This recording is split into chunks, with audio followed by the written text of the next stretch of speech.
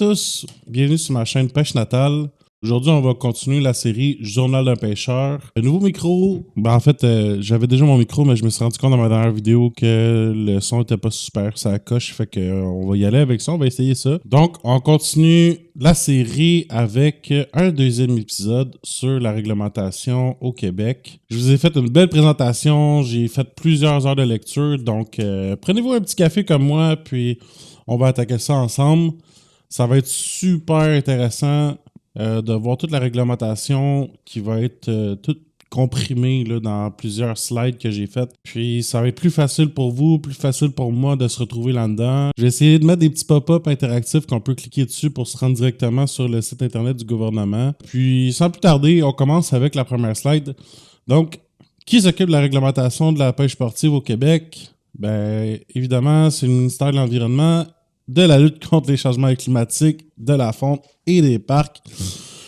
Ouf! Donc, le MELCCFP, c'est incroyable comment c'est long. Donc, le ministre, c'est Benoît Charette. On peut le voir ici à l'écran. Quand s'appliquent les règlements sont mis à jour à tous les 2 ans. La réglementation en vigueur en ce moment, lorsque je fais la vidéo, c'est du 1er avril 2024 au 31 mars 2026. Puis, au travers de tout ça, il ne faut pas oublier qu'il peut y avoir des changements, qu'il peut y avoir des rajouts, puis ça, c'est important de regarder ça. Qu'est-ce que les zones de pêche au Québec? Il y a 29 zones numérotées, à l'exception des territoires particuliers. C'est-à-dire ici, là, on peut voir à droite qu'il y a toute la carte des zones. Comme exemple, là, ici, j'ai mis la zone numéro 8, là, qui est la zone métropolitaine de Montréal, dans laquelle je pêche souvent.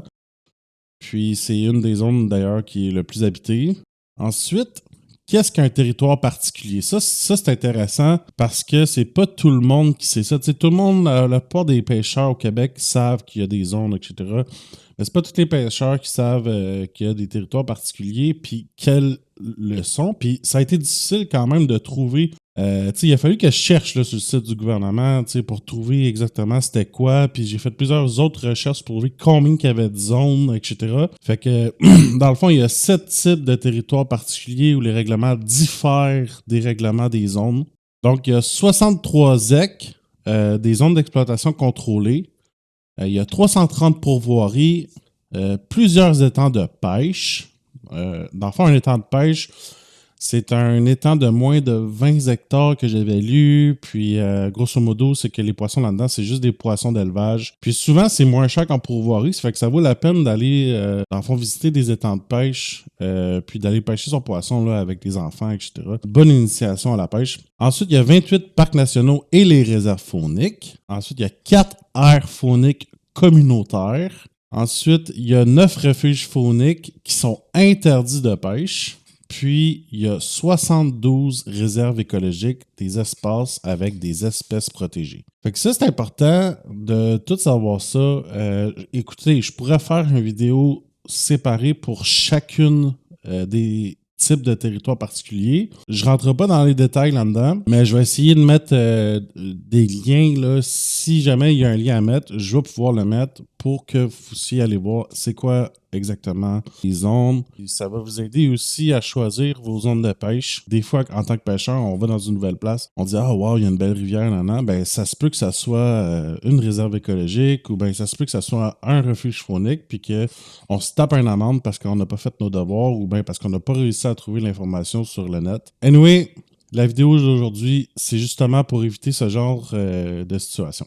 Quels sont les permis? En fait, il y a 5 types de permis au Québec pour la pêche. Il y a les permis de pêche sportive, donc le permis régulier, celui qu'on achète au Canadian Tire ou qu'on achète dans son magasin là, au coin de la rue. Puis, qu'est-ce qui est intéressant et que pas tout le monde sait, c'est qu'à cette heure, on a mon dossier chasse et pêche sur le gouvernement du Québec, sur le site du gouvernement. Je vais pouvoir mettre le lien de l'adresse dans la vidéo. Ensuite, il y a le permis de pêche à la lotte du lac Saint-Jean, vendu seulement dans la région du lac Saint-Jean. Ensuite, on a le permis de pêche au saumon. Il faut acheter à part du permis de pêche sportive. Puis d'ailleurs, on va voir là, dans la vidéo aussi que le saumon, c'est comme traité vraiment à part là, de tout ce qui est autre poisson, autre pêche au Québec.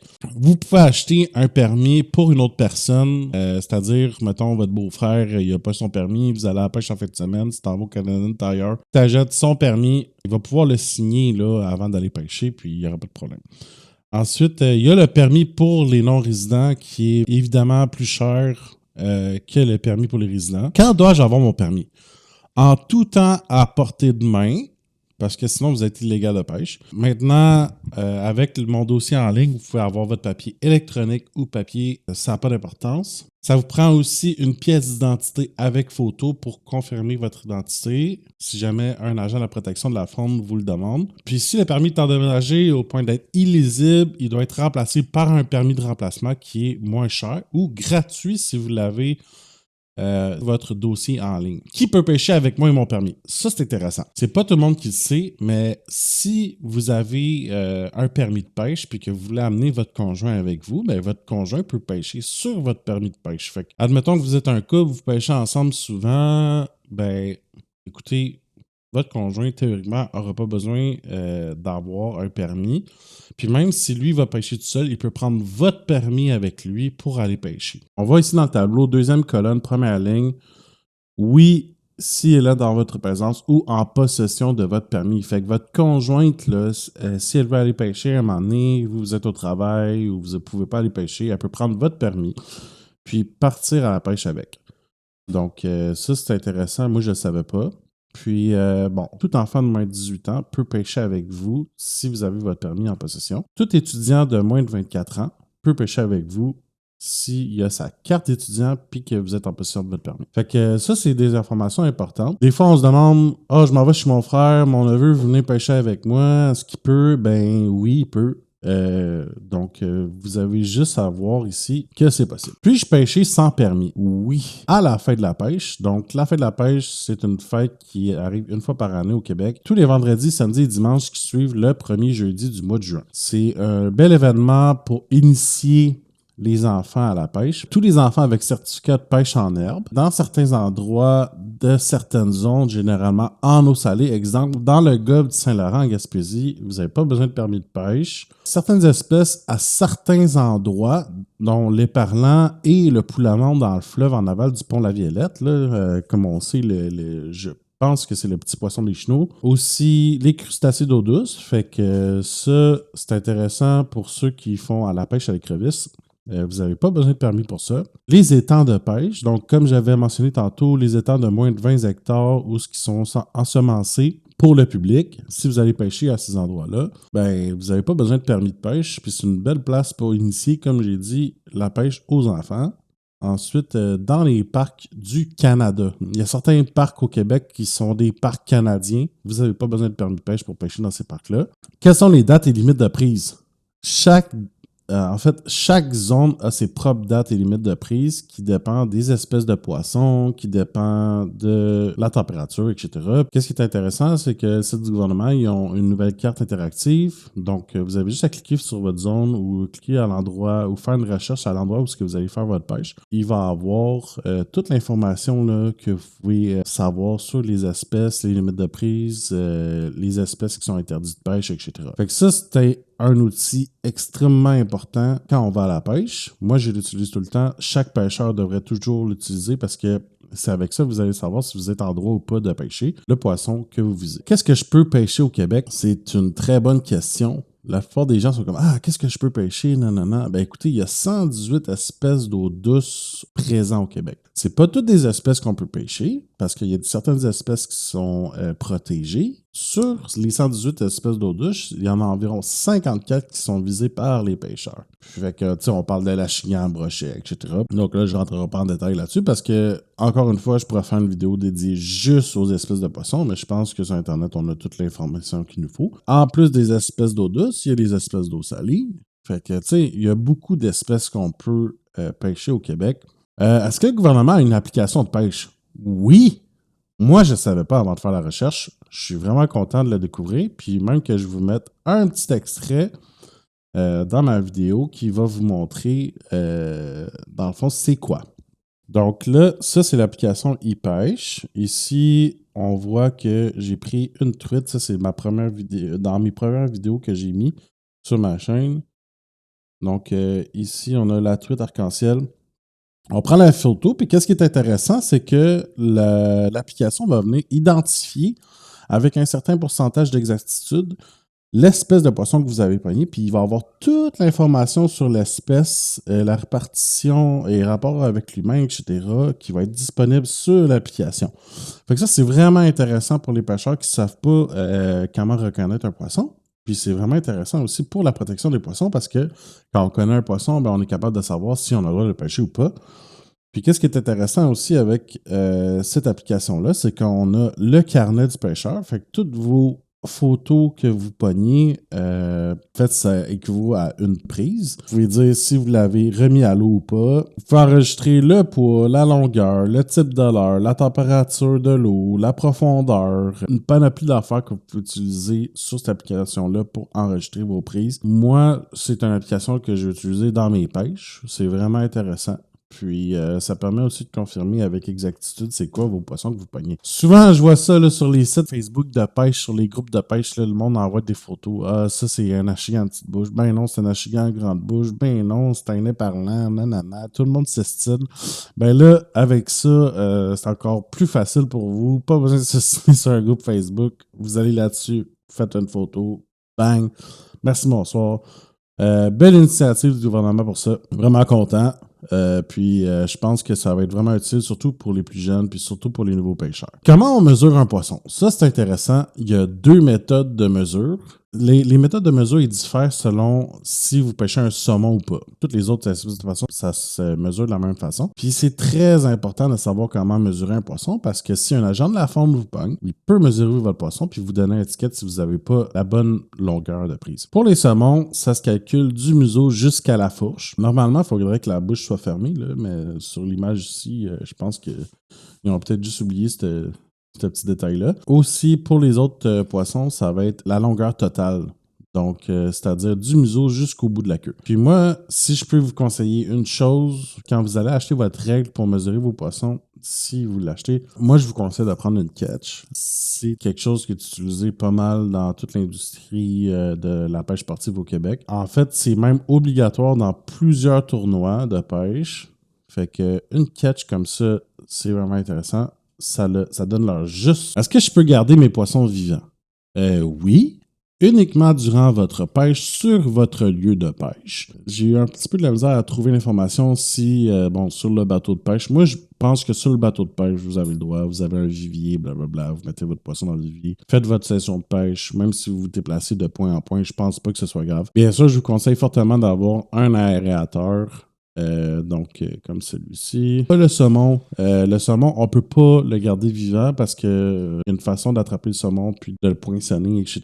Ça, je rentre pas dans les détails de ça. Si vous transportez votre prise, il faut qu'elle soit morte. Et aussi, évidemment, il est interdit de gâter, blesser, tuer un poisson qu'on consomme pas. Fait que, tu sais, pour ceux qui veulent garder un poisson mais qui savent pas s'ils vont le garder, je leur déconseille de mettre une corde dans les branchies. C'est le genre d'affaire qui peut blesser un poisson inutilement. Donc, si vous allez le remettre à l'eau après, là, il ne survivra pas. Là. Moi, je vous conseille d'utiliser un vivier. De ce que j'ai lu, de ce que je vois, c'est la meilleure méthode. Un vivier avec un aérateur. Ça peut être juste un bucket avec un aérateur avec de l'eau. S'il y a un poisson d'espèce envahissante, vous pouvez le signaler sur l'application. On voit souvent ça, les gens là qui sont comme « Ah, ça c'est pas bon, nan, puis mettons, ils tuent le poisson pour rien. » Ça peut vous causer des ennuis là, avec les agents de la faune, vous n'avez pas le droit de faire ça. Donc, c'est pas à vous de faire la gestion des poissons puis des ressources, là. Ça va être au gouvernement là, de mettre les règlements là-dessus. Comme j'ai dit, dans l'application, vous pouvez signaler qu'il y a une espèce de poisson envahissante, puis le gouvernement, avec tout ce qu'il reçoit comme information, va pouvoir modifier les règlements pour si jamais il y a une espèce de poisson là, qui est plus envahissante qu'un autre, puis qu'il y a plus de prises qui est faite, ben à ce moment-là, lui, il va pouvoir augmenter le nombre de prises, ça va pouvoir réduire le nombre de poissons envahissants, etc. Est-ce que je peux pêcher avec n'importe quoi? Non. Les vers de terre, les sangsues, les insectes, les grenouilles non protégées, oui, vous pouvez pêcher avec ça sans problème. À partir de, je pense, de 2017, on n'a plus le droit de pêcher avec des poissons à pas vivants. Et ça, c'est en tout temps, même l'hiver. Vous n'avez plus le droit. Pourquoi? Parce que des fois, il y en a qui mettaient leur manée vivant dans l'eau. Ça faisait des espèces non vues dans les lacs et rivières du Québec. Vous pouvez voir le règlement selon votre territoire pour les poissons à pas morts. Parce que ça diffère d'un territoire à l'autre. Mais comme exemple, moi, dans la zone 8, c'est autorisé d'utiliser des poissons poissons à pas mort du 20 décembre au 31 mars. C'est pas avec tous les poissons à pas mort qu'on peut pêcher. Il y a une liste de poissons interdits d'appâter. Ça, c'est important de checker ça. Fait que, tu sais, on n'a pas le droit de pêcher qu'une perche chaude morte, là. Genre, ça, on n'a pas le droit de faire ça. Même si t'es dans les dates, t'as pas le droit. Petite gorgée de café. Donc, c'était pas mal ça pour la vidéo. J'espère que c'était intéressant pour vous. Je vais vous mettre le plus de liens possible dans la vidéo. Je vais essayer de faire des liens interactifs. Je vais essayer que ça soit facile pour vous de vous retrouver là-dedans. Parce que c'est de la lecture qui est longue, c'est de la lecture qui est difficile à faire. Puis visiblement que le gouvernement du Québec essaie de rendre ça plus accessible, mais selon moi, il y a place à l'amélioration. Puis, vous allez être capable de vous retrouver là-dedans, puis de prendre les bons choix quand vous allez à la pêche. Donc, c'était tout pour cette vidéo. Vraiment content de faire cette vidéo, vraiment content de faire ma chaîne. À ce moment, j'ai pas beaucoup d'abonnés, puis, tu sais, pour vrai, moi, je m'en fous des abonnés, je fais ça parce que j'aime ça. Je fais ça parce que de la pêche, j'en mange de la pêche, j'aime ça. Je suis un passionné de pêche. Si vous aimez mes vidéos, si vous aimez mon contenu, vous pouvez me suivre, vous pouvez liker ma vidéo. Si vous avez d'autres questions, moi, je peux faire les recherches pour vous. Moi, je suis là pour vous aider. Je suis là pour faire mon journal de pêche, mon journal du pêcheur. C'est un peu comme mon cahier de notes. Ça peut devenir le vôtre aussi, si vous aimez ça. Prochain épisode, je pense qu'on va parler des différents acteurs au Québec qui sont importants pour le domaine de la pêche. Parce qu'en ce moment, j'écoute beaucoup de podcasts, j'écoute, comme je l'ai dit dernièrement, j'écoute beaucoup de choses là, qui me permettent d'avancer dans l'univers de la pêche, qui est un univers extrêmement immense, puis petit à la fois. Tout le monde se connaît dans l'univers de la pêche, puis je pense que ça va être important d'aller voir c'est qui ces personnes-là, c'est qui les pêcheurs, c'est qui les pros, c'est quoi cet univers-là? Moi, j'ai le goût d'en apprendre plus là-dessus. Dans les podcasts, on en entend souvent parler. Lui, un tel, c'est vraiment un bon pêcheur. Il a fait des tournois, a gagné des tournois, blablabla. On voit sur des chaînes, là, différentes chaînes, beaucoup de pêcheurs font des pêches journalières. Puis après ça, il y en a qui font de la pêche pro. Donc, c'est un univers qui est intéressant. Je suis. Tu sais, quand on rentre dans l'univers du podcast de la pêche au Québec, ou bien dans l'univers de toutes les vidéos de ce qui se fait au Québec, c'est vraiment. On se rend compte que c'est un petit monde, que tout le monde se connaît. Puis, on se rend compte que aussi, c'est un monde super complexe, plus complexe qu'on pense. Donc, avec les pro-staff, ça, c'est sûr, je vais en parler des pro-staff. Donc, tout ce qui a rapport au monde professionnel de la pêche, c'est intéressant. C'est un peu complexe pour moi de le comprendre, mais je pense que c'est important de le comprendre. Puis, je vais essayer de faire patenter une vidéo comme ça qui va être intéressante pour tout le monde. J'espère que vous avez apprécié la vidéo. J'espère que ça va aider les nouveaux pêcheurs autant que les pêcheurs d'expérience qui ont juste besoin d'un rafraîchissement. N'oubliez pas de liker, n'oubliez pas de vous abonner. À la prochaine pour une nouvelle aventure de pêche.